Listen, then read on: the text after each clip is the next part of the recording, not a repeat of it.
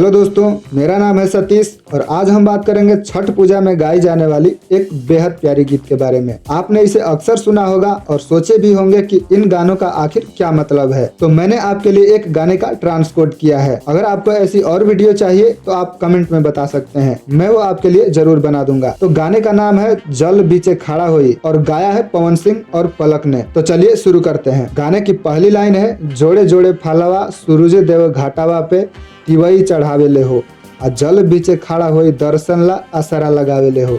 जिसका मतलब है, हे सूर्य देव, नदी के किनारे खड़ी होकर माताएं आपके लिए फल अर्पित कर रही हैं और पानी में खड़े होकर आपका इंतजार कर रही हैं। गाने की दूसरी लाइन है, शीतली बेअरिया शीतल दूजी पनिया, कब देव देवता तू आके दर्शनिया। जिसका मतलब है कि ठंडी हवाएं चल रही हैं और ऊपर से नदी का पानी भी ठंडा है, आप हमें कब दर्शन देंगे।